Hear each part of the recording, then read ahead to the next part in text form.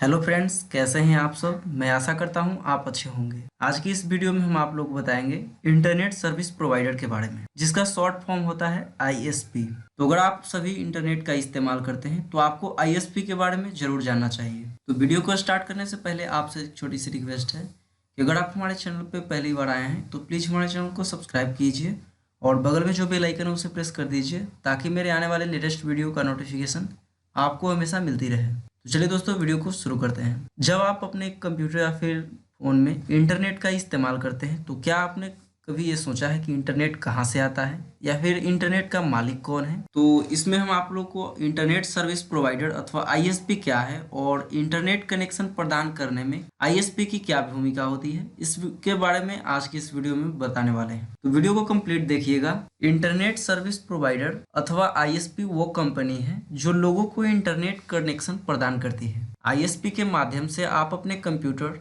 Mobile phones और अन्य internet सक्षम डिवाइस को इंटरनेट से कनेक्ट कर पाते हैं। यूजर्स को इंटरनेट एक्सेस प्रदान करने के अलावा कई आईएसपी इंटरनेट सर्विस जैसे कि टेलीफोन और टेलीविजन सेवाएं, ईमेल सेवा, software package, website design, domain registration, web hosting सेवाएं इत्यादि प्रदान करती है। सामान्यतः आईएसपी यूजर को जो भी सेवाएं प्रदान करते हैं उसके लिए एक तय शुल्क यूजर से लिया जाता है। तो यदि आपके पास एक कंप्यूटर और मोडेम है लेकिन इंटरनेट सर्विस प्रोवाइडर की सदस्यता सब्सक्रिप्शन आप नहीं है तो इंटरनेट एक्सेस नहीं कर पाएंगे। डिवाइस को इंटरनेट से कनेक्ट करने के लिए आईएसपी एक प्रवेश द्वार होता है। अगर आपके पास आईएसपी कनेक्शन नहीं है तो आप इंटरनेट का इस्तेमाल नहीं कर सकते हैं। इस द्वार को पार करने के बाद ही आप अपने कंप्यूटर या फिर लैपटॉप में इंटरनेट का इस्तेमाल कर सकते हैं, जैसे कि गूगल पर जानकारी खोजना, यूट्यूब पर वीडियो देखना, फेसबुक या दूसरे मैसेंजर ऐप के माध्यम से लोगों से चैटिंग करना, ऑनलाइन शॉपिंग इत्यादि कर पाते हैं। तो इन सब में आईएसपी का बहुत ही बड़ी भूमिका होती है, जिसके थ्रू आप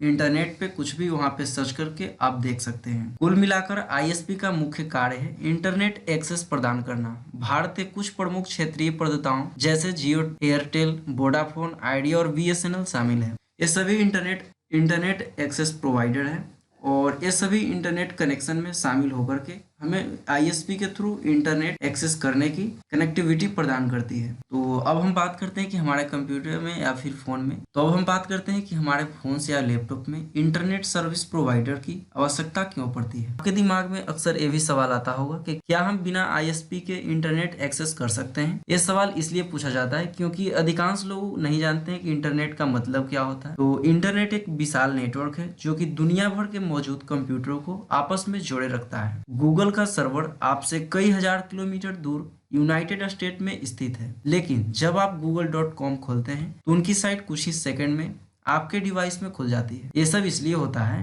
क्योंकि गूगल का सर्वर और आपके डिवाइस एक ही नेटवर्क पर कनेक्ट होता है। तो गूगल के सर्वर और आपके डिवाइस के बीच कनेक्टिविटी बनाने में का काम जो होता है वो आईएसपी का होता है। ये करने के लिए आईएसपी द्वारा fibre optical cable, telephone tower और सैटेलाइट इत्यादि का उपयोग किया जाता है। तो एक तरह से आईएसपी ही इंटरनेट। तो हमारा सवाल ये भी होगा कि क्या हम बिना आईएसपी इंटरनेट एक्सेस कर सकते हैं या नहीं। तो बिल्कुल कर सकते हैं, परंतु उसके लिए आपको खुद का इंटरनेट बनाना होगा। अपने घर से लेकर के गूगल के सर्वर तक एक केबल लाइन बिछानी होगी, जो कि आम लोगों के लिए एक सक्षम नहीं है। इंटरनेट से कनेक्ट करने के लिए कई विशेष टेलीकम्युनिकेशन, नेटवर्किंग और राउटिंग उपकरणों की जरूरत पड़ती है।